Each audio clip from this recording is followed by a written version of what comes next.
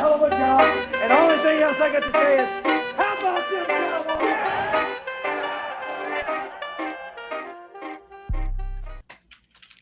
Woo! They don't know how we come in. Say, man, listen, man. I tell you what. Every time I hear your intro, bro, I feel like You're gonna see a bad guy like this again. Oh, you hear it?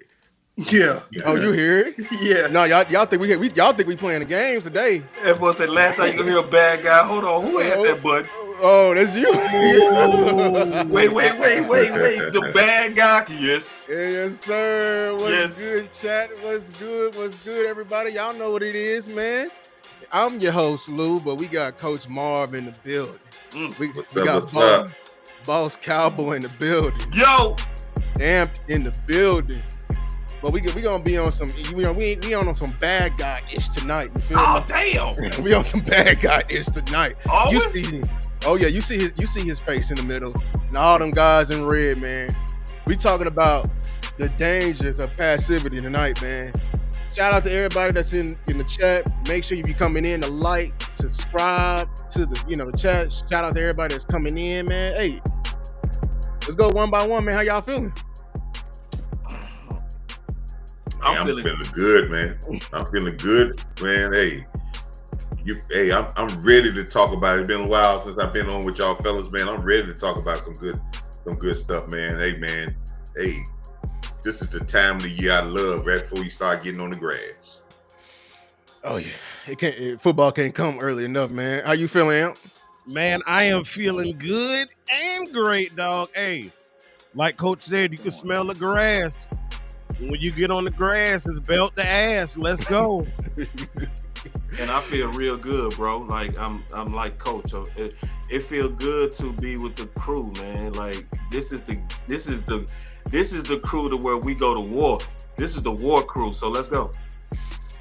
Like I said, if you're coming in, make sure to like and subscribe. We got great content coming your way. Let's start it out. Amp wanted to talk about this.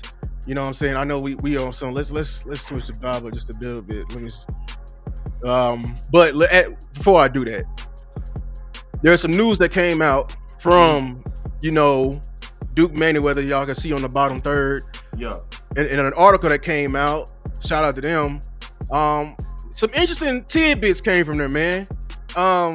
Which one is this one? So, one thing I took from right here, we're gonna read is that. They're finally on the same page. He says Duke and Coach Riley. That's what I took from it. Yeah. When you hear that, what comes to your mind? I mean, when I heard same page, that means you wasn't on the same page, right? Mm-hmm. So, and that's something we all kind of knew, right? Because all of us talked about this in different ways. There was a alignment issue with Mike McCarthy when he was the head coach. It was always an alignment issue. But yes, I like the fact that the offensive coaches are fully aligned. The fact that you got a lot of guys that think in violence and that also think similar in scheme. And the main thing, and I'm not going to hog it, I love the fact that Brian Schottenheimer said that I don't have yes men. So he have guys that's also willing to push back and fight for ideas that they believe in, but he's gonna have the final veto. But now I love it, man. I just like the fact that Dallas is aligning. What do you feel about Coach Marv? I love it, man. And this shows that you have quality coaching. And let me tell you why I say quality. Quality coaching looks at what the players been doing and who they've been aligned with. And he aligns himself with those people, man, because that's going to help the player. He doesn't say, okay, these guys been working with a guy for all the summer and I don't want to talk to him. That's not helping the player. You do what's best for the player. You try to get into his space and find out who's working with him, and you align yourself with that so you can get the best out of the player. And if you hadn't done that, you're not a quality coach. And I think some of the guys that we had the offensive line were very old guys that were set in their ways, and they didn't want to see the young guy come in like Duke Manyweather and say, oh, well, we can do it this way. This is how we do it. And then they open themselves to learn the player and to see other avenues, because this is only going to help the players. Yeah, that's what I took away from her as well. That I saw it in Coach Solari's teaching style. One thing that I saw is like he didn't teach, the game, inform it to the player on how they were playing in the offensive line. No, he was set in a certain way. He's like, no, this is how I teach offensive line. I don't care where you come from and everything like that. You're gonna learn it my way. And I don't know. It's just I found it counterproductive because you're not gonna be with them all the time. And this is the guys who are with him in the offseason. So and then let me go to another quote that I took that also ties into that. With BB, this is the one thing that really took from me. With Cooper BB in general, he says, honestly, he was moved to center, but really didn't have detailed coaching and development in season making that transition. What was the saying I was saying about BB the entire year? What was I calling him, boss? You were talking guard. I said 3 guard. 3 guard. Yes, you did. Yes, you did. And OC was on it too. We were saying BB was playing like a guard the entire season. You were saying that. You really was. You was very early on that. I caught it early because this man he wasn't seeing the stunts, the way he was blocking, he was stepping over Zach Martin. This right here is very eye-opening to me because if BB wasn't getting the necessary coaching for him to make his change, how can we say Tyler Guyton was getting also the same coaching? Yeah, it was alarming to me. I'm gonna be quick, Coach. It was alarming to me when all the people that I'm definitely not an offensive line expert, but I know I got smart people around me, like Coach Marv and you, Lou, and the OC, right? People like Boss, people that played the position. So it was always alarming to me, and it's always something to me when the offensive linemen people are saying the same thing without talking to each other. See, that's something that always stood out to me. When I saw you, Lou, have issues with the change of steel and his technique, right? And the feet work and the way that he was making his sets, right? Where setting is basically where you their first kick slide where they're getting prepared for the one-on-one against this particular opponent, likely an edge, right? So when you was raising concerns, the OC raising concerns, that did say that it was coaching. Because I always say this in the Book of Boss. I have sayings that I call the Book of Boss. It's basically like philosophies that I believe in. And I always say, if an individual is playing bad, you look at that individual. But when the group is performing bad, you got to look at the coach. Yeah. What you saying? Boss was, I got when Boss put that philosophy out about when you look at the group, I took that from him and I used that in what I, the things I look at as well. But you're right, Lou. There was no continuity. There was no comfortable. They weren't comfortable. And then in the aspect they didn't control the line of scrimmage. And those are 3 C's you need to be a great offensive line. And they didn't have those things. And that is a direct relation to the coaching, as well as the younger players didn't get better. You had, even though Tyler Smith had a great year, he had games that he fell off. Even Zach Martin didn't look as good as he's supposed to have looked.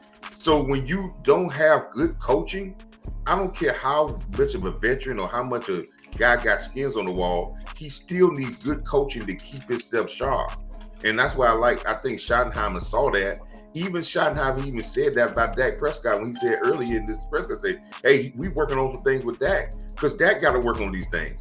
So he's building this through our offensive line that says, we got to get better regardless of what your name is. And this is what a good coach does. And I'm glad he's going to a resource of some people that really knows the player so he can really find out how to make them tick and do what's best for them. Yeah, shout out to everybody that's in the chat, man. I was hoping him to come back. But yeah, O-line coaching, I'm glad it's getting better. I'm glad they're finally on one accord with Duke Manyweather. He's there. He's a tool. Use it. You know what I'm saying? Anything you want him to teach on the offseason, let's get in there. I like the good news I'm hearing, that they've been really in there working. So I'm really behind this offensive line. Everybody, I know everyone is low on certain people like Terrence Steele, Tyler Guyton, but I'm actually very high on these guys coming in in his year, because I feel like the coaching, even though Connor Riley is not a proven guy in the league just yet, but him and a combination of Clayton Adams and the office, the emphasis with Schottenheimer, I expect this offensive line to be much better. But now let's switch to the meat and potatoes of the show.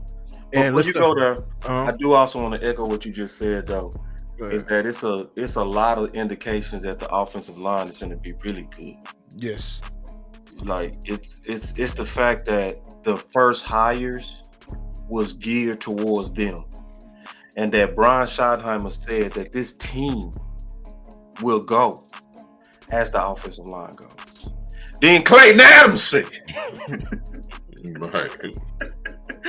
Yeah. This team, and he even said it like this, Coach Ball. He said it like this. He said, I'm gonna spend some time building relationships with Dak and CD because that's important. And he literally said it like that. This team will go through the offensive line. So the echo on what you just said, and I live off the button and philosophy.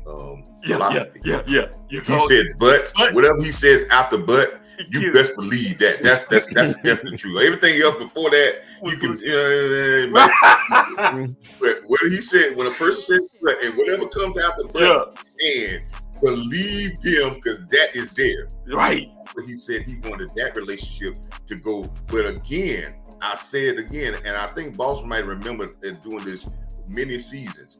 I've always said the offensive line was used incorrectly. Yes, when you do a misjustice, when you use an offensive lineman incorrectly, when you use Steele the way you need to use him and be physical first, you don't have no problem with pass blocking.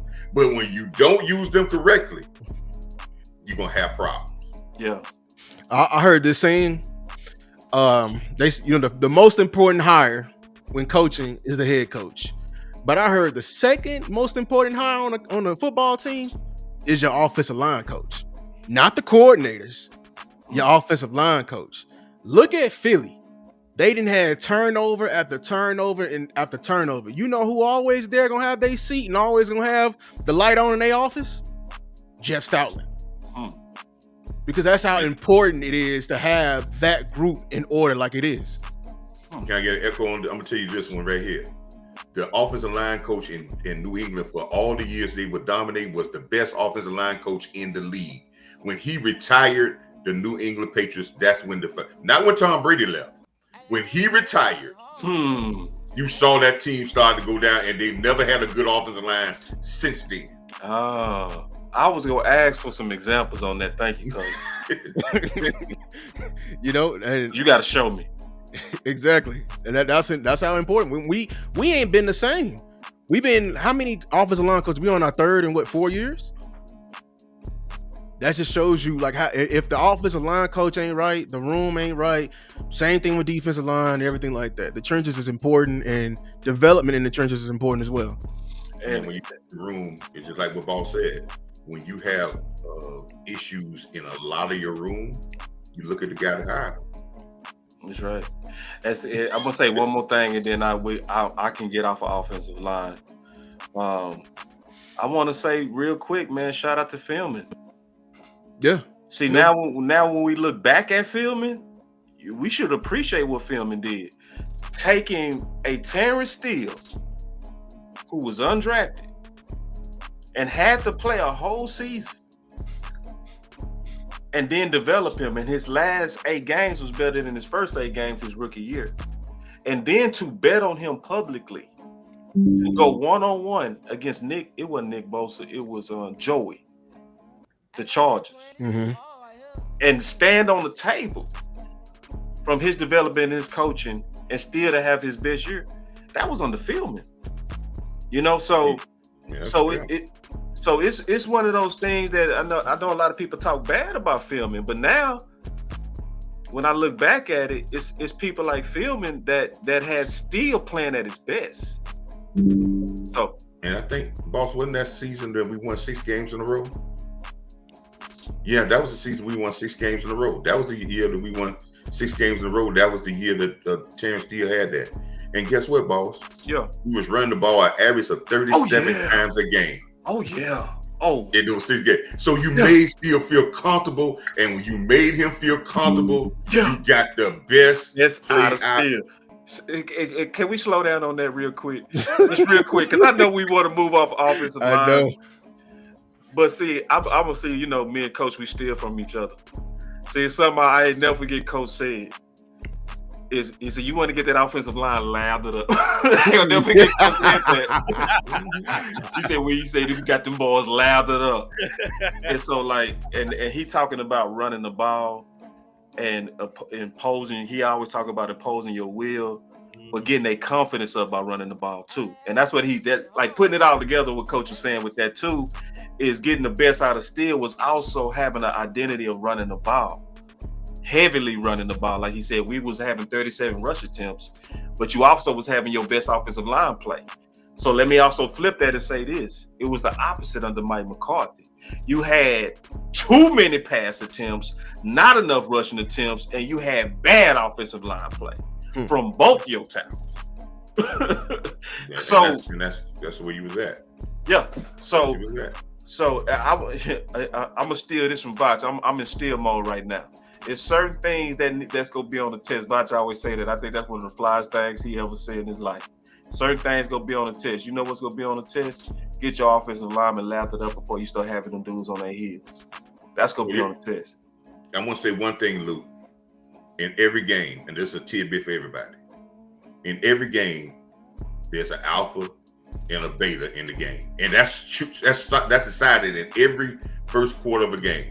Which team is the alpha tonight, and which one's going to be the beta?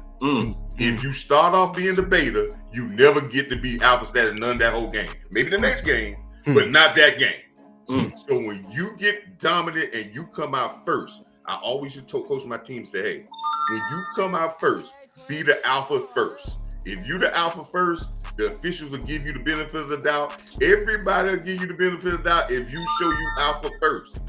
But if you become out being beta at the beginning, you'll never be alpha in that game until the next game. So that's what I mean by ladder up. Get your team in alpha status first, and then we'll roll from there. Yeah, and what are your thoughts, man? We just went over, you know, 2 things I caught from that article. I'm just saying it again.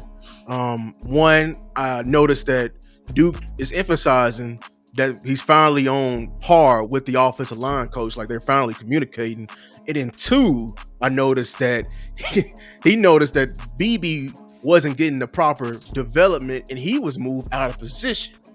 So what do you feel? Man, look, that dude is a gem. When I say a gem, I mean a gem, because you talking about positive reinforcement. You know what I'm saying? You talking about that extra credit, that enrichment, you know? And it's during these moments. It's not what you do during practice during the season. It's this work here that helps determine your aptitude for the next season and your altitude. So for him to be in sync with the coaches, it's like they got a copy of the test before they got to the test. Yeah. You know what I'm saying? It's the ultimate cheat code, because we've seen what his thumbprint looks like when he touches a guy. His work speaks for itself. So the fact that we're getting that, it's a premium, man. The dude is a diamond in the rough, dog. I love it. I'm gonna be breaking down all that offensive line film. I expect high expectations from my old line this year, man. High expectations. Oh, but let me add this. I heard y'all while I was trying to fix the technical stuff. The lack of development last year? Yeah. And you have guys playing out of position. You cannot get that time back.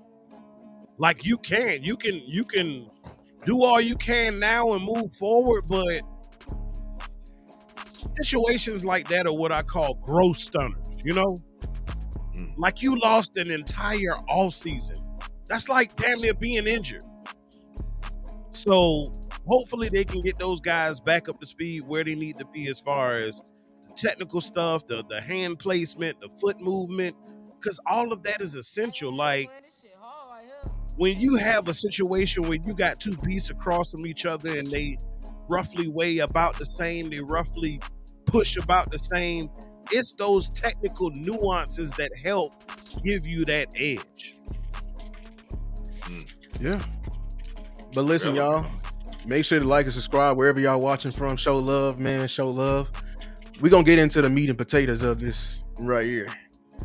Yeah, we're going to remember that word, fellas, when we go into the meat and potatoes of this, of development. That word that my brother Amp put out there, that's a very key word as we go into this show when you say development. We finna get in. And that guy right there is part of the problem of development. Oh yeah. Oh yeah. Like I'm sorry, we gotta get back. Let me get back dark. We gotta get back dark, man. You feel me?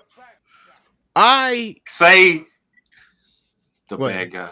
No, Yes, I mean that's Dave. Yeah. I love that button, bro. Yeah, we finna Say hello to we gotta be the bad guy today. Man. This man right here, always prioritizing the budget. And I'm finna lay it out. We finna lay it out all the way right here. Let me drive it. The timeline of the Our Guys philosophy. You know what I'm saying? It's a phrase coined by our very own Boss Cowboy. No, that's not mine. Oh, no, it's not. Oh, that's never mind. Stephen Jones. Never mind. Wrong Joneses. No. Don't you ever in your life put that on me. I thought you saw it like that. No, I've been saying what he been saying for you.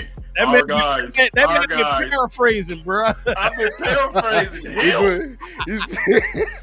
But listen, man. Okay. I built a timeline going all the way back to 2014. The problem we gonna get to today, I think the Cowboys, and shout out to generation to generation if they watching, because they perfectly said it, man. It seems like the Cowboys every year when team building, they prioritize a set of positions, and then they always leave some positions out of the budget, or they don't emphasize it, or they don't want to contribute to it. So we going back to 2014. Yeah, I got Anthony Spencer and Mincy on there. Yeah, we ain't seen them names in a long time. We drafted D-Law. Another thing, we let DeMarcus Ware walk. So we got a rookie and we let our all-world player walk. Defensive end is a heavy need. Also D tackle. If y'all remember what happened in 2014, the Dez catch. 2016. All right, our guys, Morris Claiborne. Y'all remember that name? Jesus Christ. Byron Jones. It was guys on the market like Chandler Jones, defensive end, you know what I'm saying? And we got carved up in the secondary. Also, defensive tackle is still a need. Common theme here. We're going to get back to that though. 2018, run defense, wide receiver 2, Antoine Woods and Gallup. Y'all remember that? These are the games. These are the people we were protected. We had an opportunity to get Damian, I think his name, Snacks Harrison, the big nose tackle. You remember in 2018, the Rams with no Vaseline, as my guy Ice Cube said it, for $273. Then in 2021, this is when we first got Tyler Smith, and we got like Connor Williams. We had a very young offensive line, and we should have got a vet, in my opinion, because they actually had a bulk load of the penalties going in. I literally, if y'all seen my series, they had a penalty on the first drive. Okay, 2023. Linebacker depth. We don't need linebackers, remember? LVE. Y'all see him in Big 55 right there. Had a chance to bring in Bobby Wagner, a running back. And guess what? DT. And here we go again, 2024. Wide receiver, running back. And DT. Again. What are y'all thoughts on this, man? Because I get angry every time I see this. It's blasphemy, man. I hate it, dog. Like,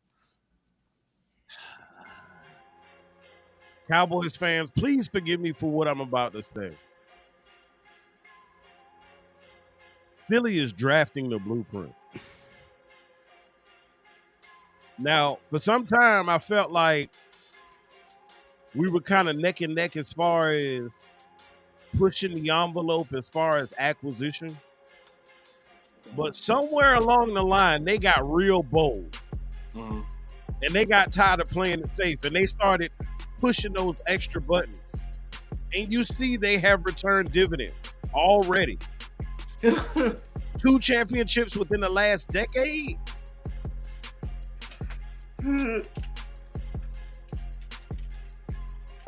Damn, Special K. Yeah, that's what I'm laughing at, Special K. Yeah. Okay. Yeah. Check this out though. Damn, Special. Can I jump in there? Ouch. Out. It's real. Can I jump in and say my second one? Be the second person on this? I'm glad you said something about Philadelphia. And I know we talking about players, but I had a show that I did not too long ago about why general managers get fired. They don't get fired for acquisition of players. They get fired for the people that they say they want to develop the players. And we have been cheap in that area. If you want to talk about Philly changed their defensive coaching staff, brought in 2 rookies to play that ain't nobody talked about, that turned out to be great. Got some linebackers that nobody even thought about. Now they become good linebackers, and took the same defense that was getting run through the year before and made them number 1 defensive league. They didn't change no players. They changed the mentality and the people that demanded that they get better. And guess what? We go bargain basement and get guys that's coming out of rehab to be our linebacker coach or running back coach. And then we expect our players to get, so when I talk about development, like I said that word before, the reason why we didn't have no development last year and that we haven't ascended is because our ownership decided to give it lame duck status where you're not going to get no development with a guy that's on a 1 year. You think the players are going to listen to a guy that is on a 1 year contract. You're not going to get no development with that.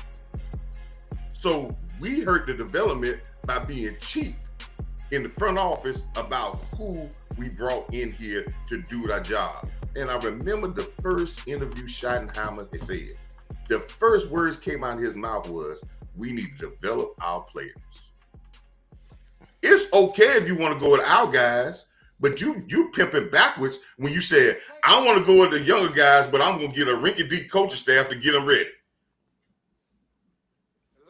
If you're going to go cheap on the player end, you need to go big time on the coaching end.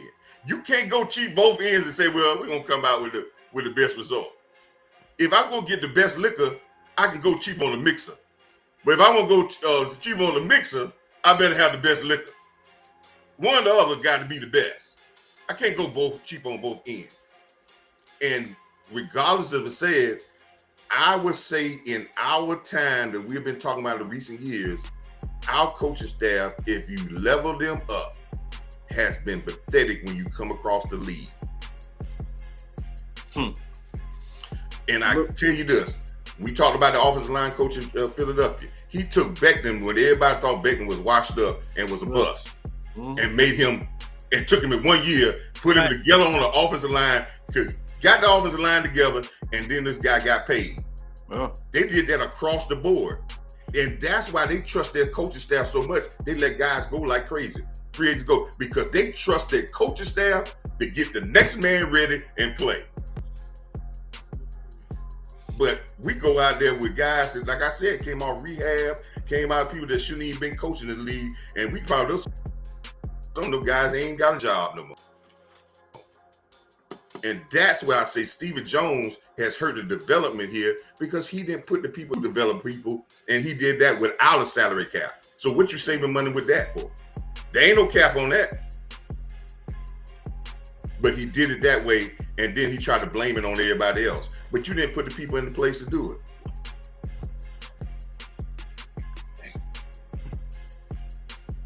So, damn, son. Can you do me a favor?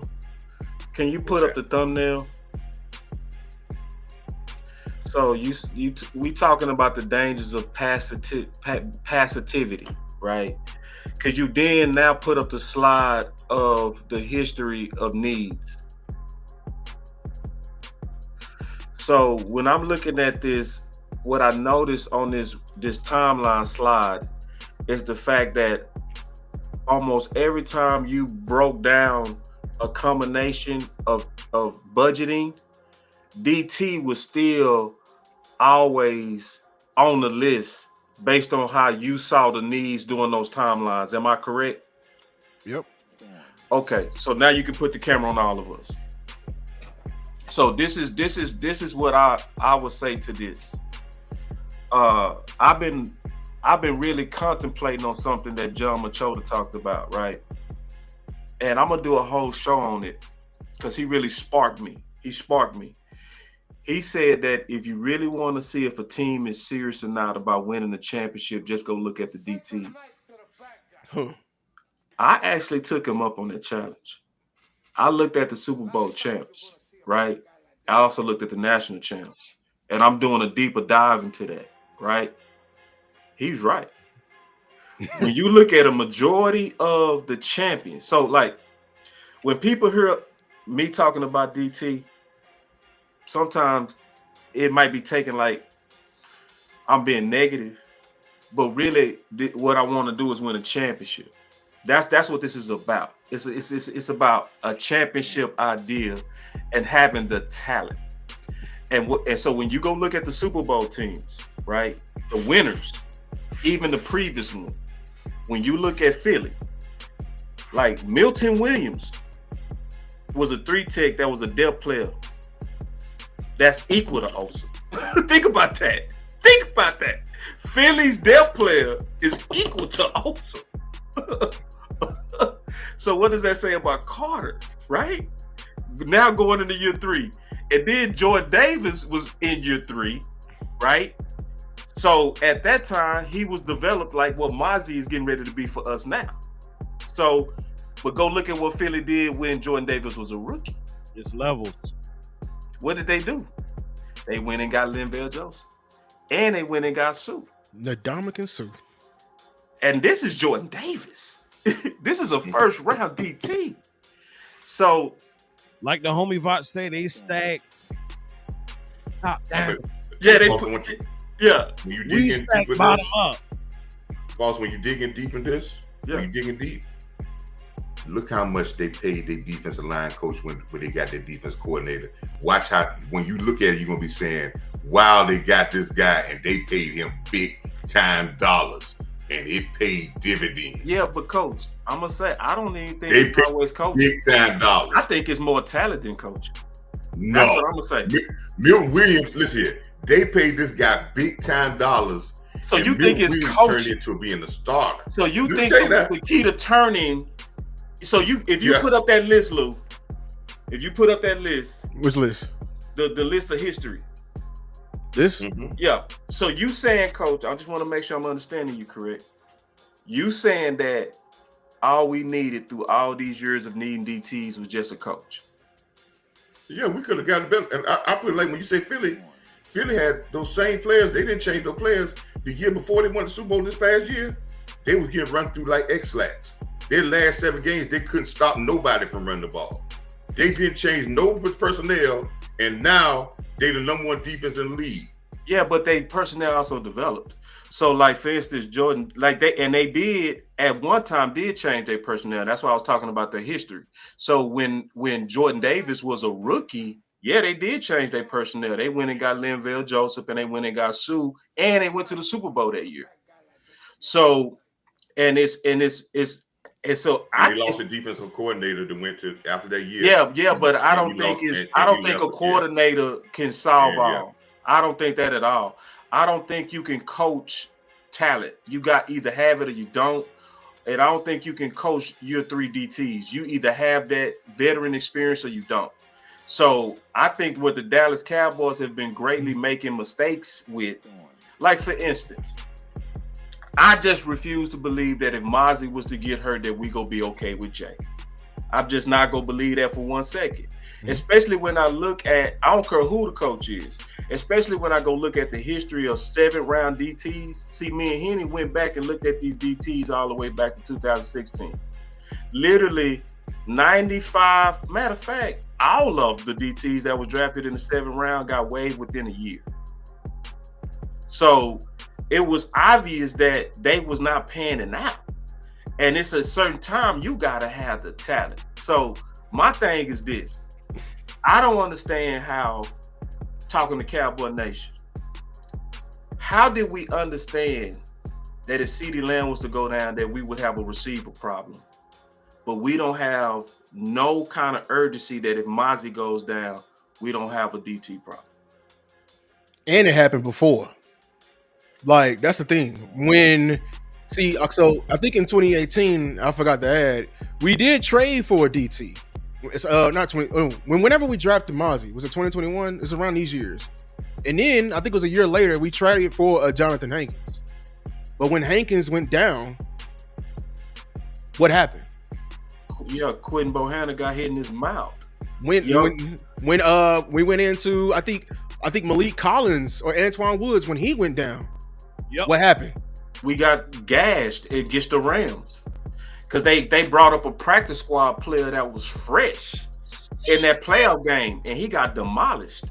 See, look, I played high level. I played in the SWAC. And the one thing I'll never forget, the difference between the FCS and the Power 5, like the Alabamas and Georgia, Them Lions. you might say it's the quarterback. You might say it's the running back. But the main difference between a Power 5 school and a AA school Trenches. is them trenches. That's right. Because if you can't stop that, you lose every game. Yep. So I understand this is why we feel this way. I'm gonna bring this up right here. See, Cowboy Nation, y'all want to defend the run, right? But this is not being serious enough of defending the run when you constantly leave this need every year. Because if you want to be like the top teams and top defenses, the champions of the league, this is what they were doing. Yeah. Shout out to Chat GPT. You know what I'm saying? Let me see what Chat did. What you do? Let me take off my. Hold on, man. Because I said Chat GPT using the metric. I'm gonna give you the metric of what a good run defense is. I know what it is. Damn rushing yards in the game. It's yards per carry. That is your metric. Give me of the last 3 years, the top defenses with the lowest metric, and who were their DTs? All of them had ballers, didn't it? Who were there over the last 3 years? Look at this. Wait. So the best year we ever had was last year. Okay. With the Ravens and Justin Matabuke, who was a all-pro defensive tackle. And that ain't his only I time need on this the list. list, Lou. I need this That for my ain't his show. only time on the list. That ain't his own. Hey, no, say it again. That ain't his only time on the list. Look, and then we got the Broncos and Mike Purcell. I'm gonna get back to him. He won an all-pro, but there's a common theme with him. The Packers, nose tackle, Kenny Clark, one of the top defensive tackles in the league. Then we got the Vikings and Harrison Phillips. We know that name. The Steelers, Cameron Hayward he been playing. He been playing. Wait, hold on. Playing since I was in high school. Wait, hold on. You got this from Chat GPT, dog? Man, Chat GPT. But listen, we see the Lions. Aaliyah McNeil. Y'all remember that name? He got paid off whooping, Zach Martin this past year. This epic. This is stupid. The Niners, Hargrave, who was an Eagle, and Eric Armstead. Matabuke again. Look at the Buccaneers. I think that's a Super Bowl year in 2021. So basically, in the nutshell, all the top teams, jittily, still jittily. But the top almost every year always had a killer in the middle somewhere. Man, when I used to play, and we did inside run, inside run. When it's offensive line, running back, and linebackers, it's front seven. I'm telling you right now, we didn't have a good day if that nose tackle was whooping the center. Oh, hey, and see what's crazy is this perfectly aligns with what Joe Bachoda said, bro. And my research on what I've been looking at the champions, because I'm gonna do a show saying copy the champs, right? And that's what's frustrating to me, to be honest. What's frustrating to me is I'm not even asking for a Vita Vea. I believe Mozzie gonna be really good in year 3. I'm just like, okay. We need depth with him. And so, because I'm coming from the philosophy of trying to win a championship and having this at the top of my mind, that it's better to have it and not need it. Yes, sir. Than to need it and not have it. Can I say something about your list up there? Yeah. Can I say something about your list? Do we when you look at this list, don't we see one common factor in this list? Each one of these teams are physical teams that probably run the football So you get better at run defense. What you saying, when Coach? playing against physical when you playing against physical offenses. Let's It's commonly known if you have a finesse offense, 9 times out of 10, you're not gonna be good at run defense. And another common I said that's and true. Your defensive tackle development, Because Coach, I was double checking this. You're right. It's going to be slowed because you have a finesse offense and you're not committed to working on your run game. So yes, you may have some slow development in your defensive tackles. Yeah. Because when you look at these teams up here, even the coaching style, Peyton, the Ravens, the Packers, you know they run the ball. Yeah. The only person I make it say that is maybe the Vikings. Yeah. They had a new coach that came in. Yeah. That's not the same coach. That's a brand That new might coach. be the only one on this list, Coach. You're right. Yeah, that might be a brand new coach, and that was a new philosophy. Because I think that coach was a rookie coach, and I don't know where I forgot where he came from. No. The D coordinator. No, we forget the D coordinator, Brian Flores. Yeah. Right. So when you look at these teams, Physicality, right? They are physical. So when you practice against a physical team, this is where when you work on your run game, and it's not a second thought. Listen, let me ask you this question. You don't think our defensive tackles will get better for the 3 monsters we got in the middle of our defense, and our offense can get these guys better? Oh, absolutely. You talking about Tyler, BB, and Tyler going at them every day? Yeah, absolutely. But there's what another. About Jay? That's what. Yeah. See, that's another thing, Coach Mark. See that. I know people looking at this list and think, man, they all got dogs, and we looking at Mars like, oh, we ain't got a dog.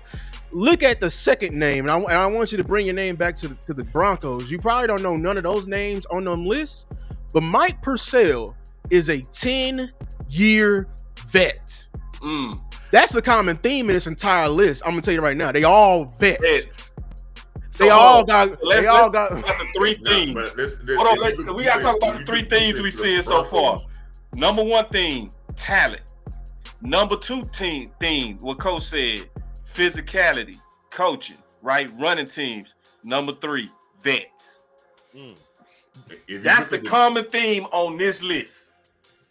Now, I will say the Broncos, if you look at that, they was probably the only vets. The rest of them, they had 2 rookies on their team that played a bunch of minutes and did pretty well. But that's just, like I said, Who? That's getting your team ready. The Broncos? The Broncos. When? That's getting your team ready. When they do that? Yeah, check the roster. They had. I need to pull up that. I pulled up the thing. There were 7, 8 defensive tackles that played, and this year was rookies that gave great minutes on teams, and the Broncos had 2 of them.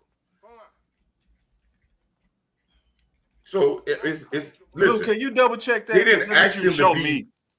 We're not asking the guy. They didn't ask the guy to be a monster. They asked the guy to really just do his job.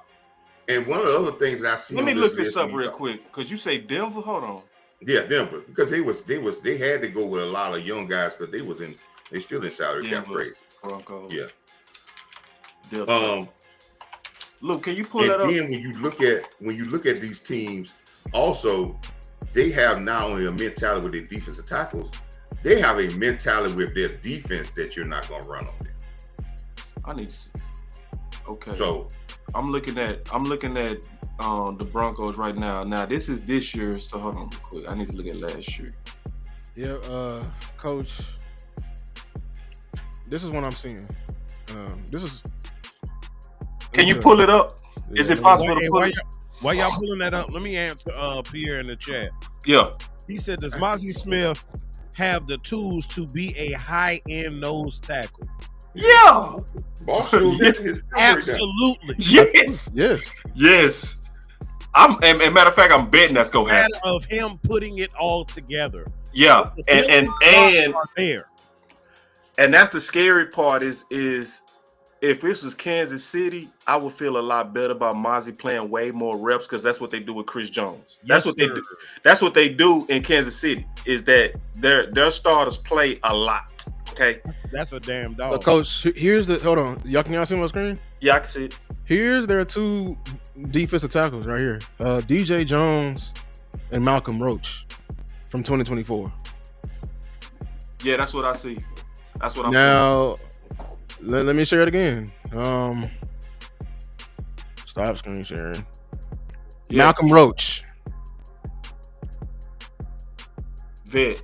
6 years. Yeah, and then I'm looking at DJ Jones. He was drafted in 2017. 17. He's 2017. A vet. So the coming with their roster, I didn't say they were starters. I'm talking about. So what they I know that those might be the starters. What their roster looks like. They may have. But I'm talking about the starters because that's because that's who go play. You know what I'm saying? So this is who all they list because I think they only carried as far as now Zach Allen. Now you may be talking about the ends, defensive ends. Let me see, because I'm looking at it too. Let me go to it. I'm looking at their depth chart now. They only listen 2 nose tackles. Yeah, I see 2 nose tackles. I see DJ Jones and Malcolm Roach and Jordan Miller as the third DT, and he was in his first season out of SMU, and he didn't have any snaps that I see, no production. So it looked like they developing him. I think the guy that you probably thinking about, Coach, is probably their defensive end. Let me see. I'm looking at. Why you do that? He'll vet too. He'll vet. So Tariq, so I'm glad you said it. Y'all main thing, you have to spend money for those dogs. Not even really. No, you don't. Because that's what I said. You looking at this costs a whole lot. We just want depth. That's all I want. This is the thing. We want this. They list more than one defensive tackle, and they list some names that you don't even know. Like right here in 2022, Fletcher Cox wasn't the same Fletcher Cox, but he was the vet right there. Yeah. Or the Saints right here in 2022, Deion Sanders and Nathan Shepard. That was an 8-year player and a 6-year player. Right. Our common theme is this: you don't walk no rookie out there. No. And ask him to stop the run for 17 games. All I'm saying is this: and playoffs. Walk Jay Toya out there. If you saying the same mouth that you want to stop the run, I won't believe you. I won't either. Mm-hmm. Because you remember the whole fight with me this whole week. This whole year. They were fighting me on wide receiver too, saying we got to get serious about the offense. So what you needed to go do is go get a top tier wide receiver. That's what you did. So I'm in my same vein. I'm saying is this: if you want to stop the run, like you could be the top of the league in wide receiver too, you better go get you a defensive tackle. How about that? Yeah, just for depth. Yeah, just for depth. Get you a vet. Everybody in here is at least 6, 10, 8 years. They've been doing this thing for the long. They got gray in their beards. That's right. Yeah, Lou, is it possible for me to share my screen, bro? One thing I would say this: I think I can. When we had one guy that was on our defensive line, he wasn't a defensive tackle, but when he played, he did make people run away from him, and that was when DeMarcus Lawrence was on the field. That he's a run stopper, and again, and I think we should get some people on this defensive line, these defensive tackles, but I'm hoping that overall in our other parts, from our cornerbacks to our safeties, to our defensive ends, to our linebackers, that we get better at stopping the run. Because we don't. The one thing I see in that list that you show up there, if you go through those lists of those teams that they show, not only with their physicality, they have a DNA of saying you're not going to run the football on us. And that goes from the safeties all the way down. They got a DNA of saying that. And they're not going to allow you to run on them. And they're going to motivate their guys up front because that's what their DNA is. So I want to see that DNA from our team, because if we're not good at defensive tackle, what area do we dominate the run? Do we dominate from the 3 tech? Do we dominate from the defensive end tech? Are we dominant with our strong safety that is a bona fide run stopper? Where are we dominant if we ain't defensive tackle? What other area that we say we dominant in stopping the run at? Right. My only pushback with that, Coach. And you can see this though, real quick. Can you see this? Yeah, we can see it. Wow. Let me I say was this able to real share quick. my screen. God damn. I just want to say, when we want to, oh no, put it back. My bad. Yeah, when we want to stop the run, or we want to get better at running the ball. Yes, one can say, how's the running back? But what is the first group we look at when we want to get better at running the ball? The offensive line. Yeah. And I feel like on the conversely, because we say that on the offensive line, because if we can handle the road pavers Then we can take care of the running back. Like if he can't beat the guy one-on-one, I need a new running back. That's what my coach always say. Block it up perfectly. Leave the safety for the running back. If the running back can't beat the safety, you need a new running back. Period. That part. Same thing for the defense. Like I said, shout out to my dogs I played with in high school, Damien and Darian. They were some all-state defensive tackles. When they were doing their damn job, linebackers was clean. Yes, sir. We can see we can see Damone Clark miss the hole. You know what I'm saying? We can see LVE, you know what I'm saying, want to stick his nose in there if he's doing a false step like that. We can see if J-Ron Curse, is he being a proper force defender and coming and fill the alley. But if we can't see that and the trash is getting pushed into their face, I know we want to coach up the guys in the back, but I need to get the guy in front right first. Yes, sir. But playing that position, Lou, guess what? It indeed is true. You cannot hit what you cannot see. And if you got a lot of traffic and a lot of junk in front of you, it makes your job that much more difficult. So I'm sitting here. I don't understand. I'm hearing some Cowboys fans talk about the edges and, the depth there and, possibly being super deep there. And we are. That's all well and good. That is all well and good. Yeah, we're extremely deep. However, hello, McFly. Pass rush is a privilege. Oh, say it again. Wait, hold on. Ooh. Pass rush is a privilege. Yeah, you got to earn it. Don't get ahead of yourself. Yeah. Because it was quite a few times last year where we were playing teams and in certain drives, them MFers never saw third down. It's a privilege. I think we're getting so caught up in the toy aspect of the defense. We like the sexy stuff, and we don't want to address what is really essential, and that's that big back in the damn middle. Big back. Big back. Coach, you said you disagreed with Amp or Lou. I'm gonna say this, and I don't want to really get into that. I'm gonna say it in this manner.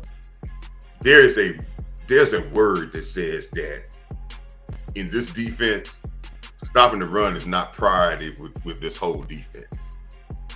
Just get to that. Just remember that I can tell you that for sure. That's not a priority. You're right. With this whole defense. I got you, Coach. I got you. You're right. When it's a priority, we have games like San Francisco and we had poor defensive tackles and we shut San Francisco down in the playoff game. When it came to everybody participating with the game with Carlos Watson and those guys, and Coach, we had Hankins in that game. No, this is the first year we played without Hankins. This is when we put that first year we played in the playoffs. You talking about the one we played in San Fran?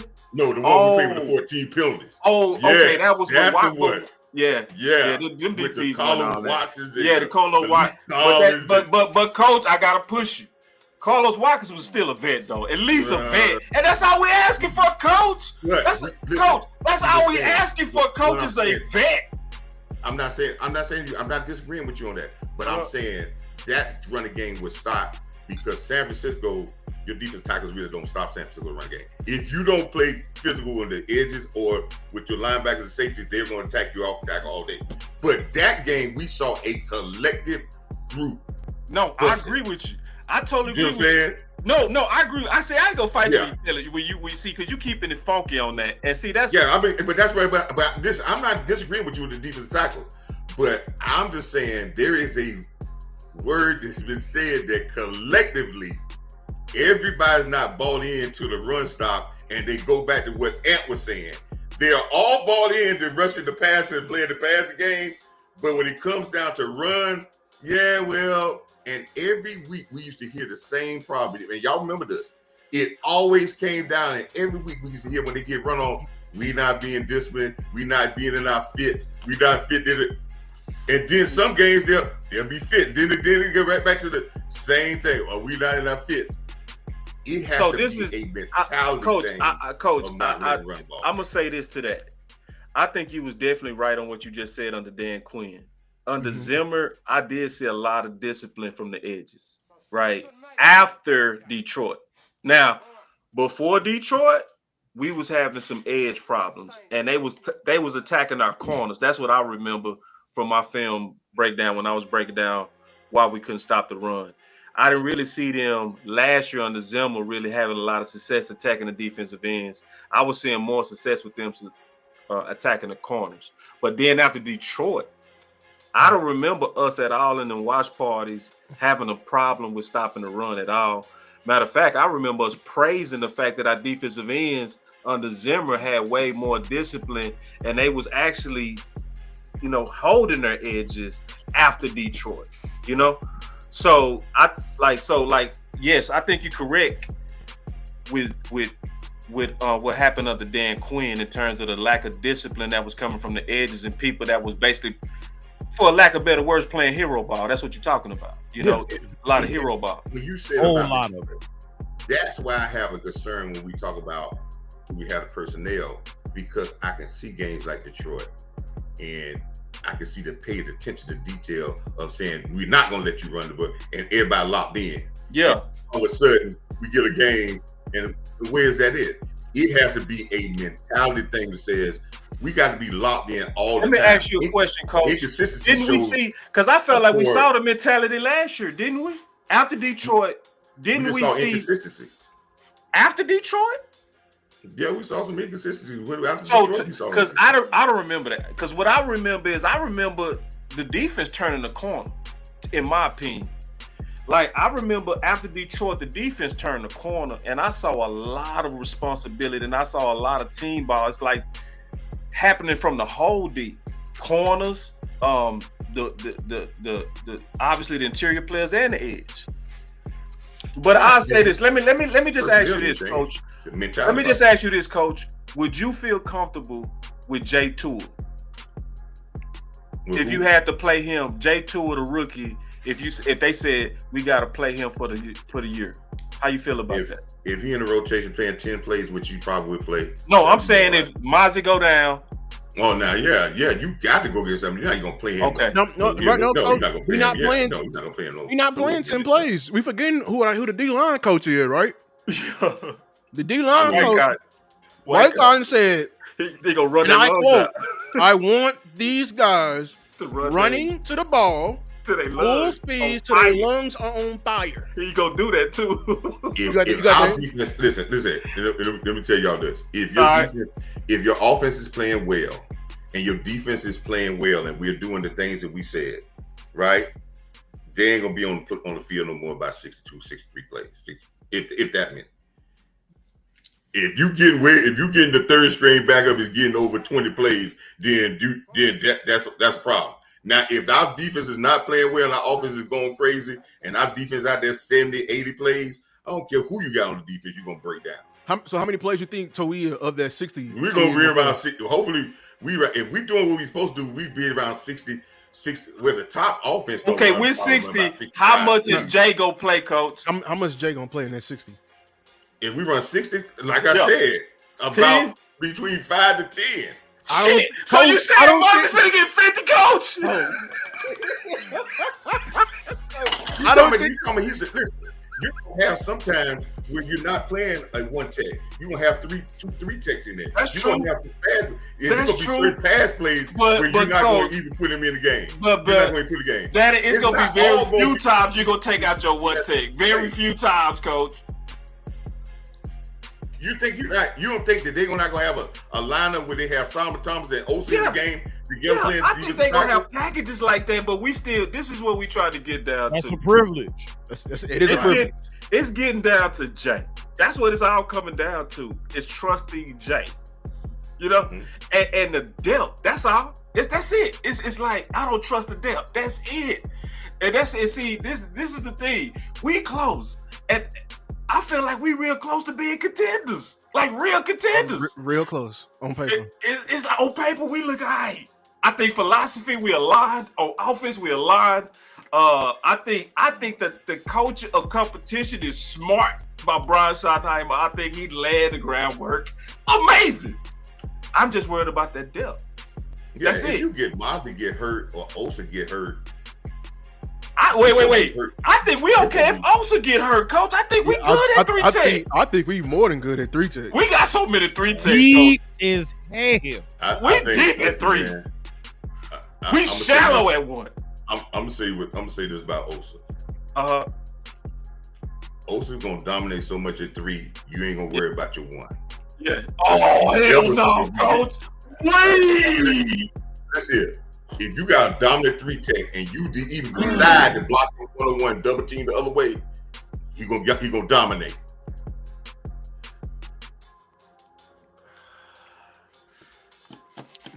Coach. And Luke played off his line.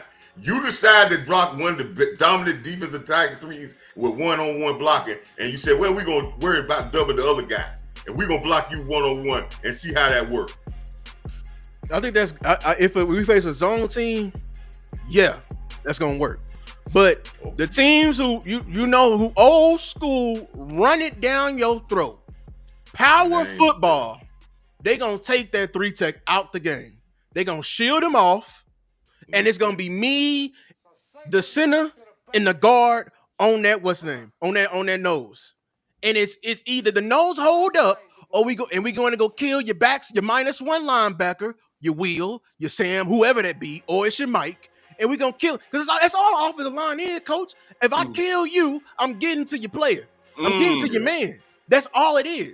So you can scheme past a 3 tech. You got traps for that. That's the whole point of trap. You know what I'm saying? We need the 1 tech to be a root. You can't move. Yes, that's out. That's it. It's like I'm trying to figure out like what's wrong with Linval Joseph again. What's wrong with Raekwon Davis? That's all I'm asking for. Like I'm not asking for Vita Vea. I'm asking for. Yeah, I am. But I'm also trying to meet Steven in the middle, right? But Steven want his 1 tech Mozzie to be the guy. He want our guy to be the guy, right? I'm gonna give you that. I'm gonna give you your guy to be the hero 1 tech guy. But can you give me insurance, please? If your guy gets injured, or if your guy's not the guy, can we get some insurance, please? Outside of Jay?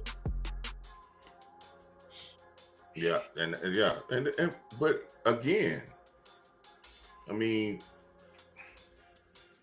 they're Linval Joseph and all those guys are gonna be out there. They ain't going nowhere. And yes, Linval looked good in some plays, but there were some plays he looked very, very bad.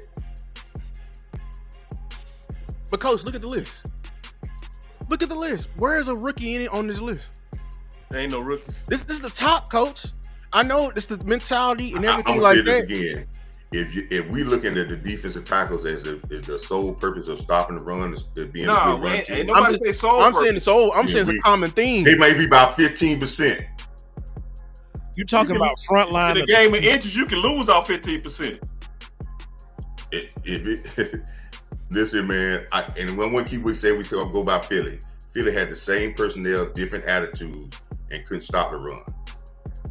Better attitude, they dominated the run, and it became the number 1 defense. So, Coach, where you putting the other 85? The other 85 it comes from, listen, man. Stopping the run, man, and running the ball is a collective effort. It's more collective than stopping the pass or throwing the ball. Agreed.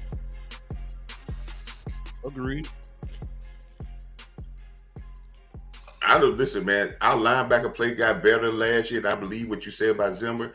I just think the only thing that happened with Zimmer team was we had a lot of injuries, and I think the continuity, I just think we had young linebackers, and then we had the veteran linebacker, he got hurt for a little while. I just think the continuity, and we right, boss, as they played together a little bit better and longer, they got better. Good. Yeah, they did. Well, that's about continuity. You're not going to stop the run unless you get continuity And I think a lot of our problems in the first part of the year is that we didn't have continuity because we don't practice against a run team. We practice a glorified 7-on-7. And then we get into this preseason and we just do what we've been doing in practice all the time. Throw the ball 40 times. So Zim actually took a while to get adjusted. And that time, putting that time in after the first 5 or 6 games where we kind of blew up against and led loud big plays against the Ravens and stuff. And as we worked on it, we got better. And even our run game got better as we kept going through the season and working on it. And I think Schottenheimer is not going to allow us not to work on it. And I think continuity-wise, our defense is going to get better. But the truth to be told, we got to get better all across the board in our run defense. And we got to have a mentality to stop it.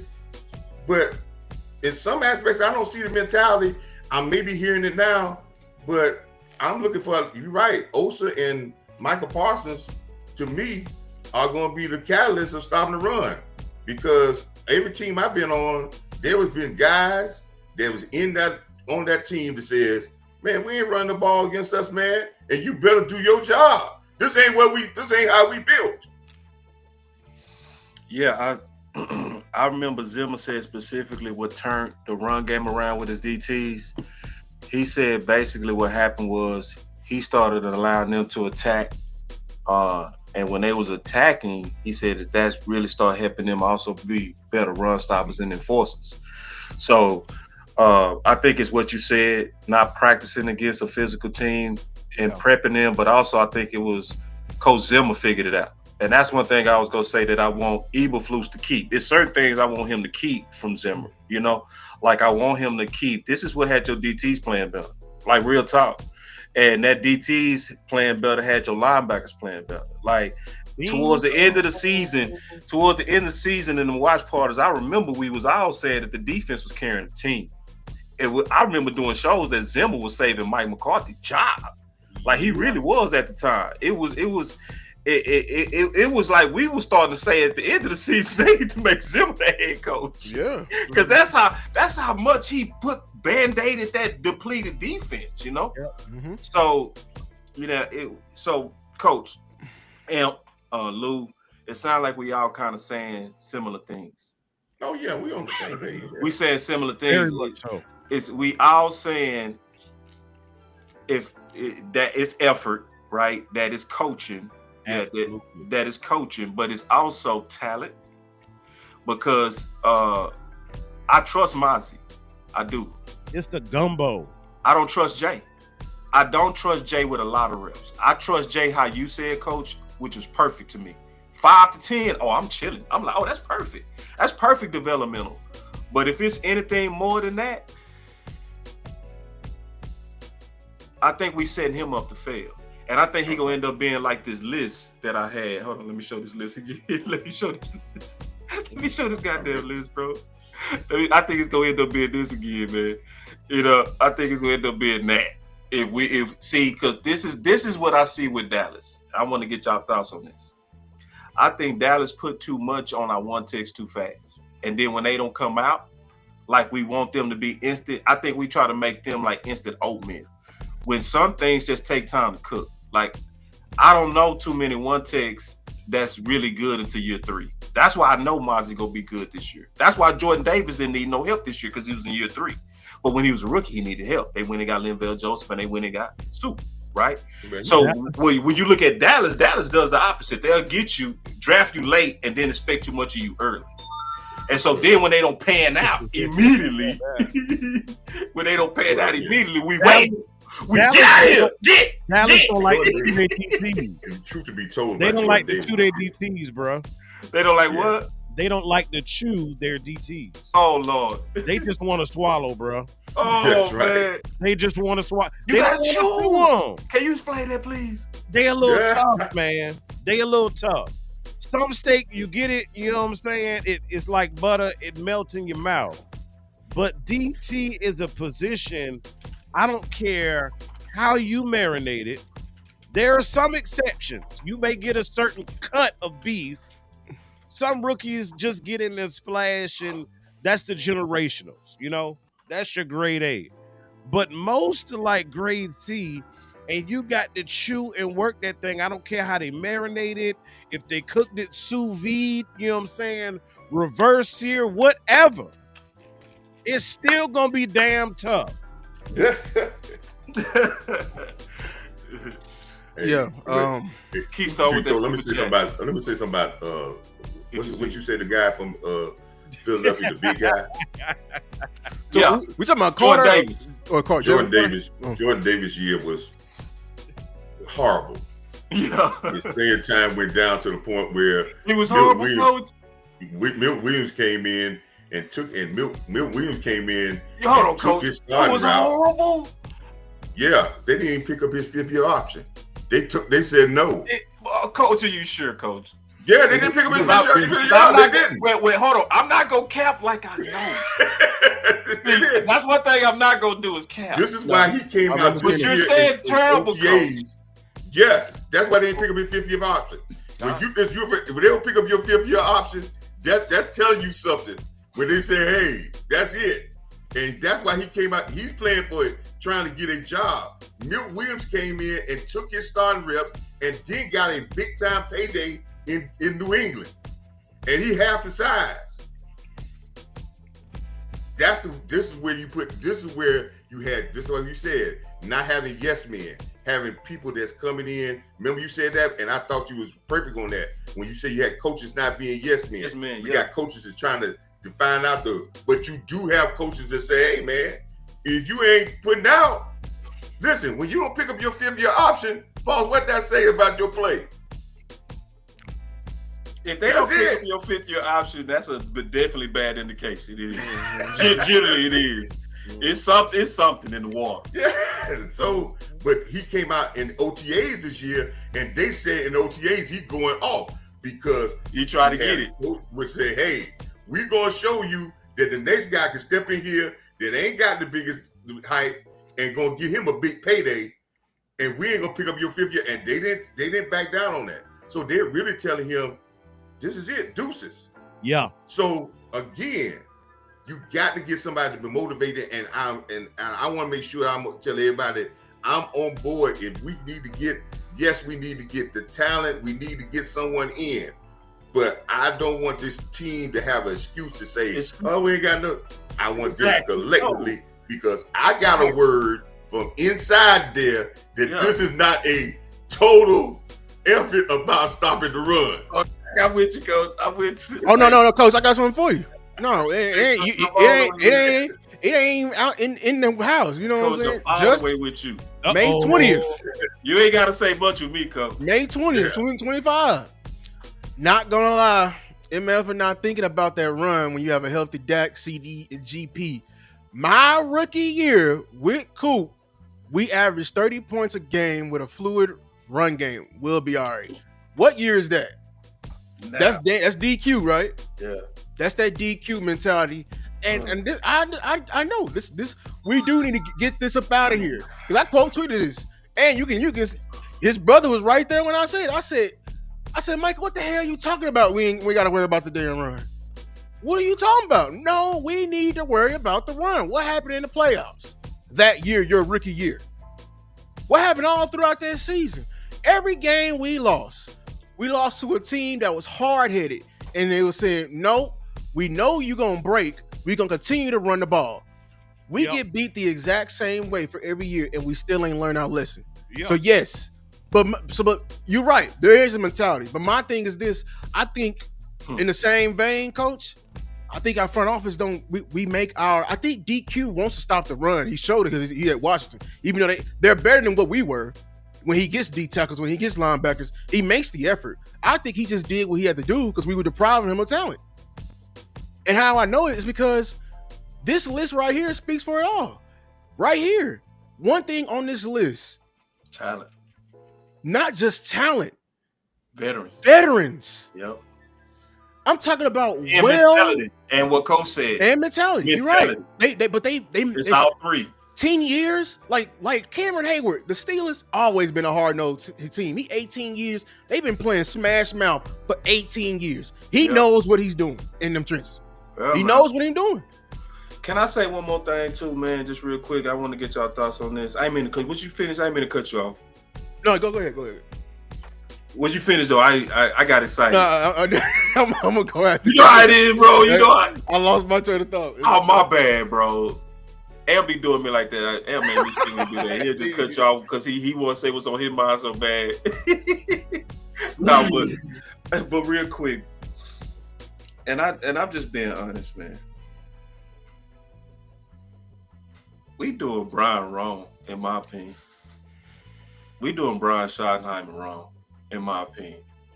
When I really think about how he said that games are won and lost in the trenches. Let me put on my clear off views when I say this. No. To me, that say you got to give him that first, not last.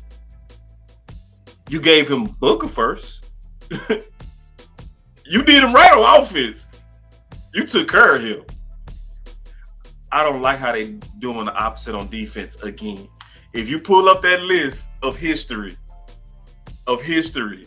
right, of needs, I don't like that they doing it to Brian again.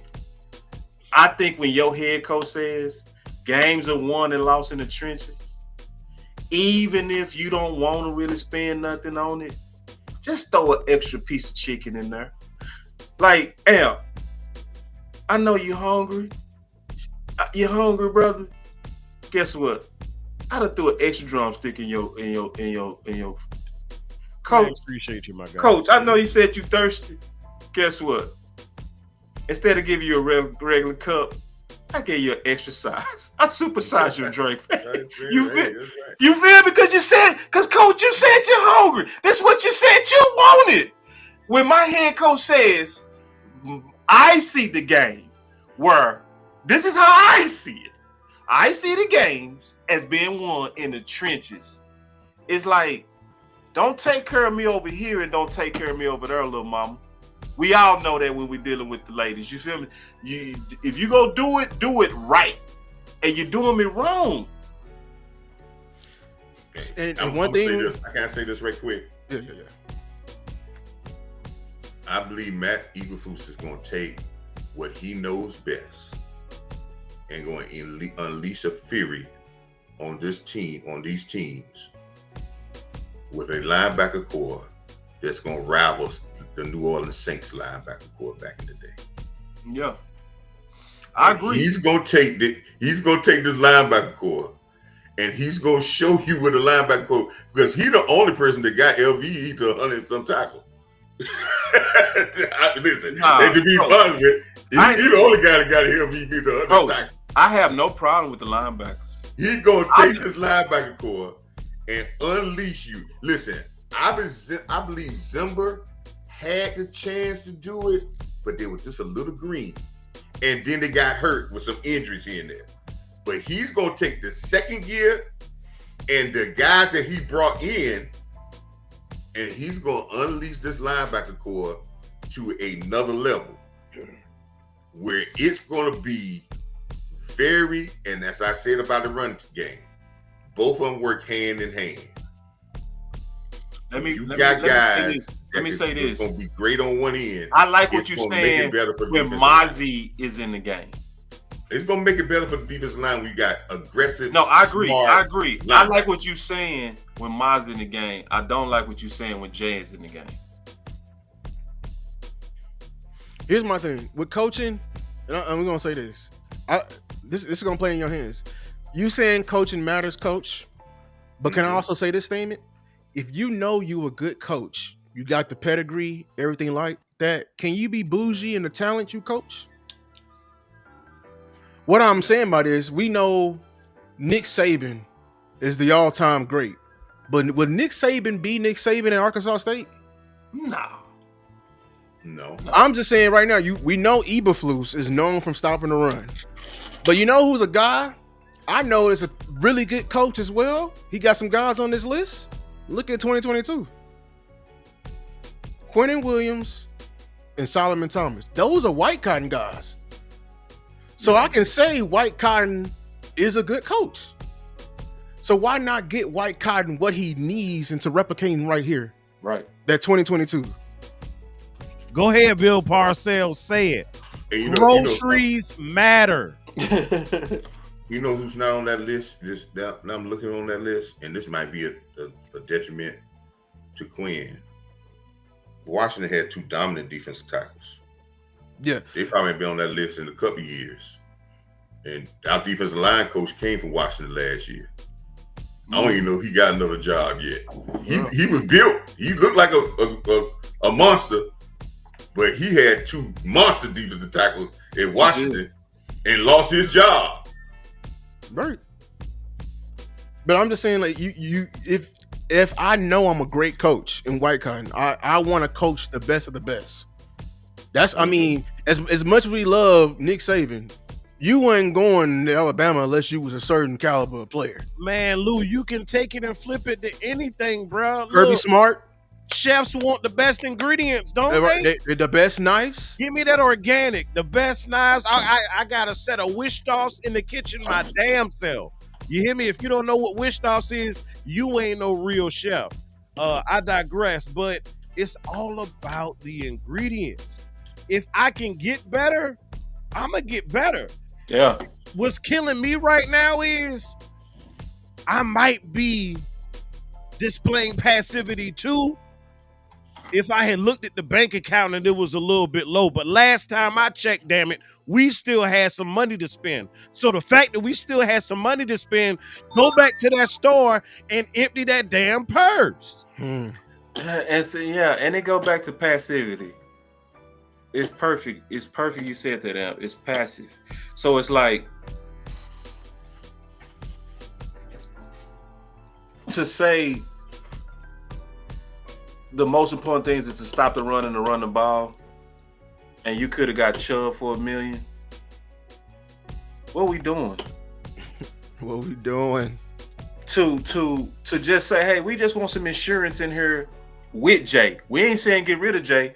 We not saying we don't believe in Jay. We just saying, what if Mozzie get hurt? We don't want to throw all that on Jay.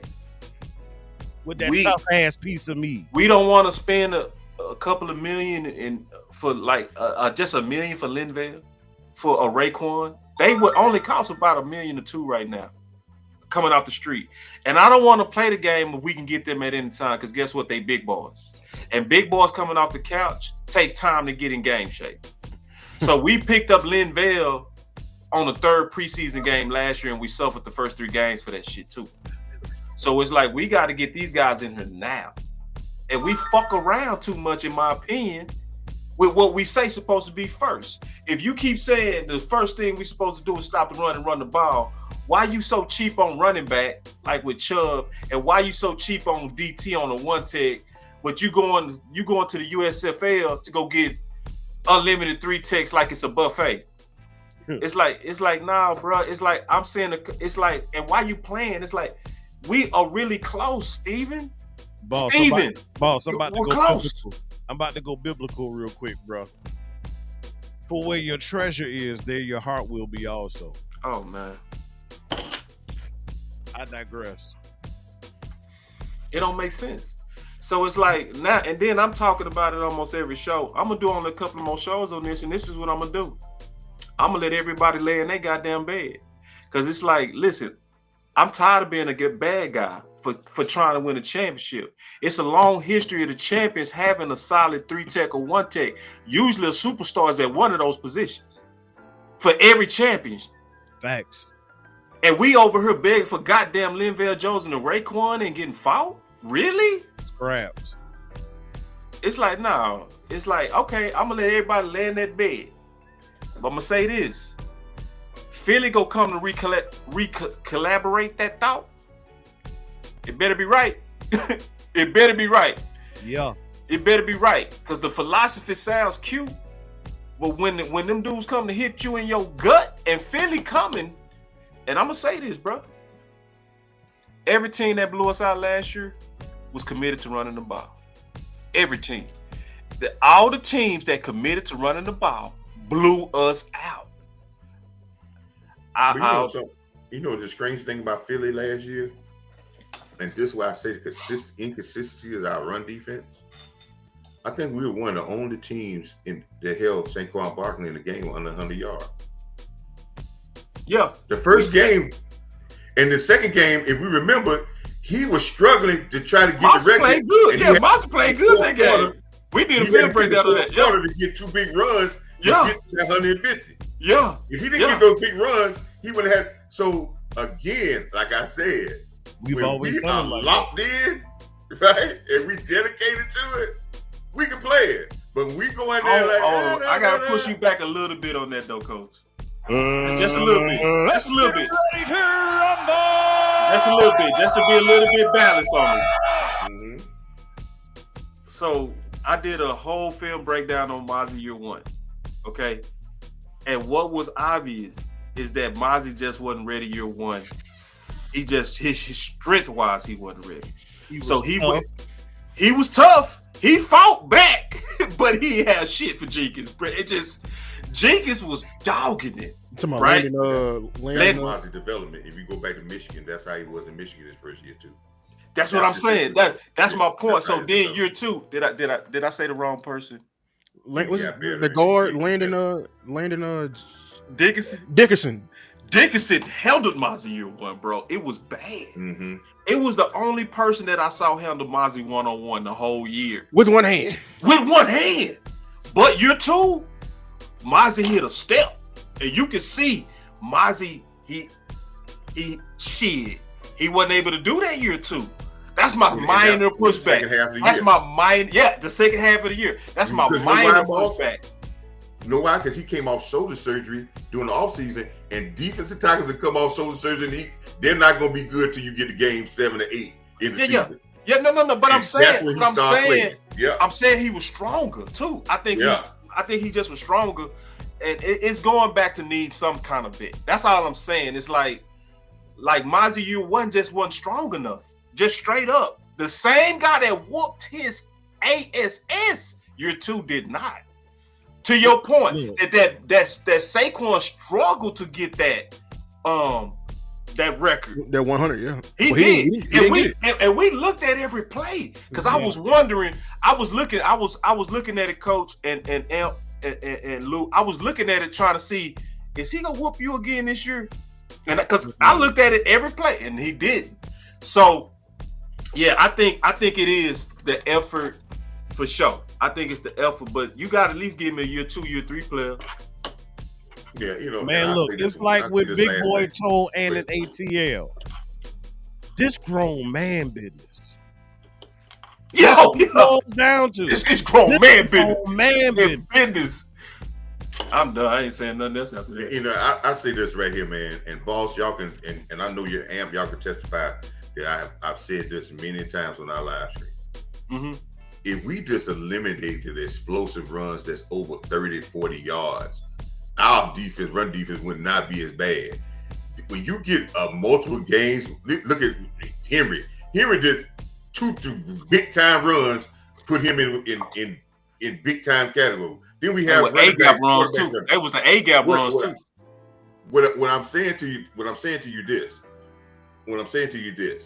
When you get massive runs, that's a total defensive breakdown. Because there's always should be levels to this thing. And we could just eliminate the big runs and make people get 5 yards a carry. Just like he put up that yards per carry.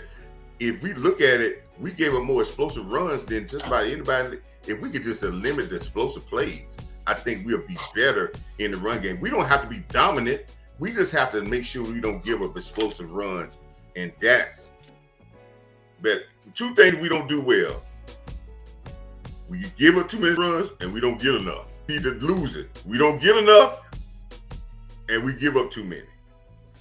So, and the reason why we don't get explosive runs, because it's not the offensive line. In the explosive run, anybody tell you, you got to have guys blocking down the field so you get that 5-yard run can turn into 25, 30. Just be dedicated to getting in people's way.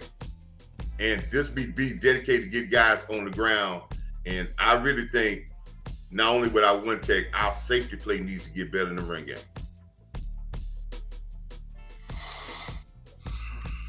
I'm gonna have to get my final word. 'Cause I gotta get up early. Yeah, we can all give it. Yeah, I got to get up early. If y'all give me safe travel, I'm traveling to and you talked about my dad. I'm going to my dad's hometown to Montgomery, Alabama tomorrow, man, to spend the 4th of July, man. That's the majority of my family at, man. So I'm traveling, man. So give me some prayers out there for safe travels, man. Yes, sir. Safe travels, yeah.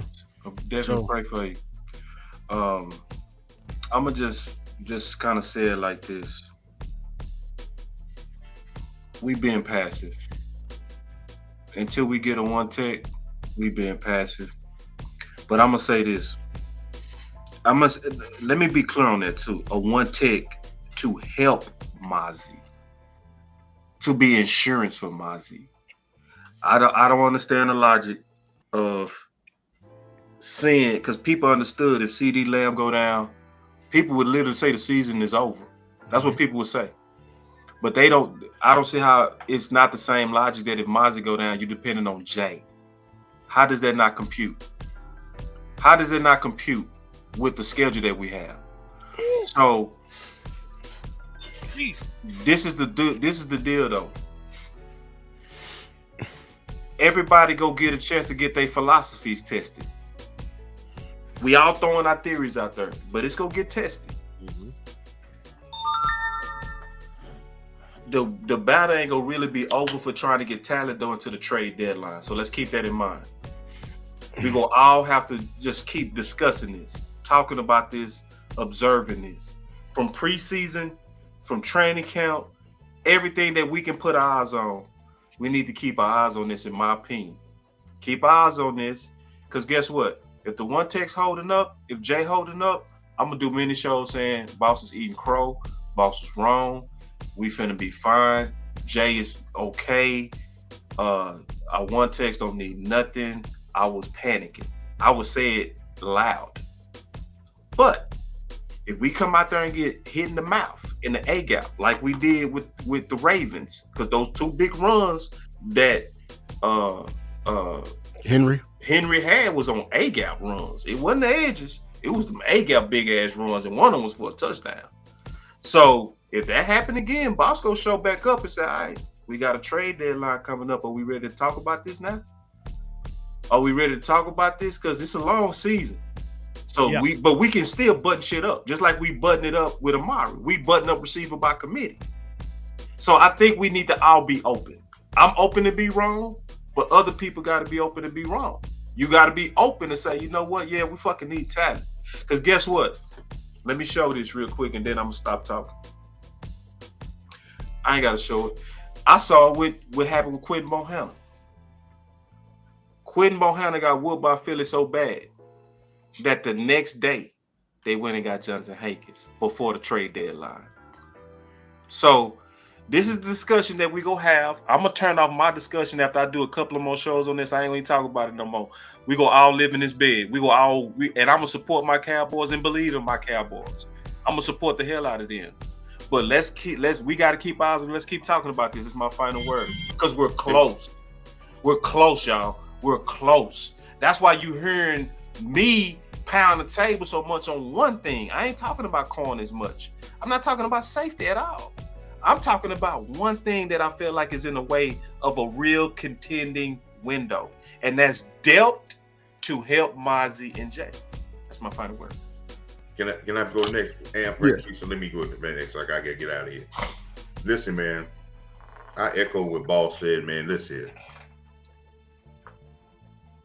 If I believe in Schottenheimer, and I'm gonna go back to what he said, that this team is gonna go as far as the offensive line. That's what he said. If I believe in why we drafted Tyler Booker, right, and what we saw on film of Tyler Booker, yeah. If I believe in what I know of Tyler Smith and where he came into the league, and his mauling capabilities, if I believe in we getting the college coach and BB is going to become that maul. If that's what I believe in, then offensive line, damn it, sure is what we need a damn one tech. Beat them down, start training camp, that they're going to say, hey, wait, whoa. We need to go we need to go get a guy because these guys are showing us every day that this ain't gonna work. Oh, okay. Expose their ass. Right. Okay, I got you. They lead the charge. I want them to lead the charge, starting with their own team to say, you ain't got enough tools in the box for this. I love it, Coach. We showing you that this ain't enough tools in the box. I'm showing you. If we can't dominate the guys that we say is maybe weak, how we gonna go into the league in the team and run the ball on other people if we can't dominate these guys? So if he said he's trying to get the team to learn to be led by this offensive line, show him. This where your offensive line shows, hey, you need some more guys over there. And we're going to challenge those guys. I hate to go back. I don't want to go to reference of the 90s. But the Great Wall got good because of the defensive line. And the defensive line, the Great Wall good. Both of them big. They sharpen iron. If they're not iron on the other side, I want Tyler and this offensive line to show the Cowboys in practice before we even get to Philly. Talk, Coach! This ain't it. This ain't it. Or is it? That's right. Or is it because if we're not dominant, like Mo said, if we're not dominant on that line that can dominate both. How we expect we're going to dominate other teams if we say these guys are weak and we can't dominate them? Both with an F. That right, so yes, I believe in what I see the makeup of the guys. And listen, the guys that I believe in our middle of our offensive line, they should show you. Marvin should get better. Osa should get better. And if these two rookies ain't ready, they're going to get mowed like lawnmower grass. Yeah. And then you know what you're going to say? We'll know in first 2 weeks. You'll see when the Dallas be out there trying to get another one. Hey, because they see it. They're not going to trust to go in the game in Philly if they getting mowed like lawnmower grass with their own team. And the two's going to go against the one. Those guys we talking about, those rookies, they going to go against these guys a lot. And I'm looking for Tyler Book and them to baptize them in the real water of the NFL. Amen. That's why we got them, did right? That's what our motive was, to get 3 monsters in the middle, right? Yeah. Let's show and prove. Get our team ready, because that's what your head coach said. He said you're gonna be led by the front, up front, and that's what he said. He's gonna show the tone. So do that, Booker and BB and Tyler. Do that for me. Do that for me. Front office that you need to go get somebody else. I love it. Do that for me. Facts. Go ahead, Amp. So I feel good about the team. I feel good about the outlook. Yeah. I'm about, as far as optimism, I'm probably at about 75-ish, 80-ish right now. Okay? That's a good score. And it's because I see the potential. Right. It's I a see lot the of potential. pieces. It's a good It hadn't come together yet. Not all the way. But I see the pieces. Like them clean glasses. I see the philosophy. Appreciate you, dog. No problem. I see the outlook. Man. And I'm hearing what they're preaching. They preaching. I just want them to carry the end of the bargain. Yeah. Put your money where your mouth is, too. And don't be afraid to push the button. Don't be afraid of failure.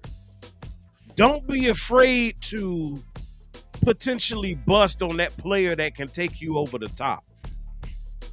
Look, we got to go out there this season, but when you go to Vegas, sometimes you got to be willing to lose it all.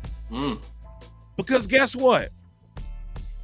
When I hear this talk about salary cap hell and the fact that we could be in a financial upside down situation for years, I say, cool, I hear you. I understand. Look, Amp by this dollars too. But then I look at the fact that I have not been able to celebrate a Super Bowl with my team in 30 fucking years. I'm out. Boom. My final words is this, man. Cowboy Nation, you need to look in the mirror because y'all are to blame for this as well. Be honest with you, you are to blame for this passivity. Okay, every time I hear around the league when I'm talking about defensive tackles, the first thing that come out their mouth is pass rush. I turn it off immediately. Immediately. I literally quote tweeted it, bro. Some of y'all, when y'all talking about my favorite game, y'all, I lose brain cells. Why are we talking about sacks with a defensive tackle? I know why, because all the damn defensive tackles get sacks. I understand Dexter Lawrence, Quentin Williams and all that, but that's not the position right here.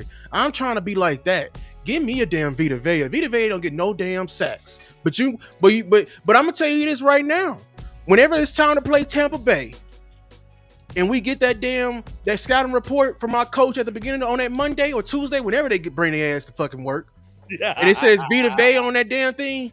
If I'm in the offensive line room, I'm saying, oh shit, because it's finna be a long day. Mm-hmm. It's finna be a long day. He ain't finna get moved. He gonna go at your ass, and guess what? He ain't gonna get no sacks about it. That's what we're missing from our front. I want an immovable object that's going to feed the rest of my team, and then I'm right here with you, coach. I'll go at my stars. I told you that right now. I ain't got no money. My money is funny and my credit won't get it. But best believe this. If Dak is over there audibling out of some fucking runs, my ass would be at fucking AT&T Stadium. Oh, that's the next show. Yeah, we gonna come talk on, about bro. that. We doing that show. If Micah is right here talking about this shit right here, I don't give a damn if his brother is following me. His brother is with me. Micah, you better fix your damn face. What the hell you talking about? You ain't got to worry about the damn run. You got to earn your rights to rush the passion. I don't know who didn't tell you otherwise, but that's how the game is. Football was played in the 1910s, god damn it, and that's how it's gonna be played in 2026. Straight like that. And as coach would say, that's a soft ass mentality. Soft. Who's betas and who's alphas? Exactly. All these teams right here. This is ridiculous. One common theme. This is our fault. Defensive tackle every damn year. Every damn year. Death taxes and defensive tackle being left off Stephen Jones' budget. I swear. See, I'm a passionate fan. Like I said, I didn't grow up in the 90s and everything like that. But one thing was different. Them 90s teams left no stone unturned. None. Zero. None. And aggression wasn't even a second thought. It was the first thought. And this passivity was even in the room then. Yep. His ass was even in the room then. He was. And I would have slapped the shit out of him, respectfully. Oh, damn. The moment he said, we talking about some Deion, I saw the damn video, and he talking about, he's too flashy and everything like that. We robbed our enemies, and we got probably, in my opinion, the best cornerback in history. What? Right. If you say something about some damn budget in that room, I would have slapped the shit out of you, respectfully. Yep. He did, though. So, I'm saying this mindset has been in the Cowboys all this time. Now it's on the forefront. That's right. And now I'm trying to kill it. I'm trying to slap the shit out of some people, metaphorically. Because I hate it. We are too damn close. Too damn close, Cowboy Nation. Y'all all about the draft was telling me about how much we need a wide receiver too, showing me all these duos and all these great offenses. Well, damn it, I'm showing you all these great defenses, and they got a common theme. All these defensive tackles right here range from being in the league 6 to 10 years. 10 years, grays in their beard. Go get me one. Go get me a salt and pepper, please. Salt and pepper, please, on my nose tackle, please. Yeah, give me some. When he say salt and pepper, he said, "Give me some season. Give me a vet. Give me a vet. It got to be 3 years and older. So you need some of these. Please, because if you're not serious. Can I echo one thing what you said, Lou? Go ahead. You said he's not a 90s guy, but I remember in the 90s, the Cowboys made one acquisition, and it wasn't Deion.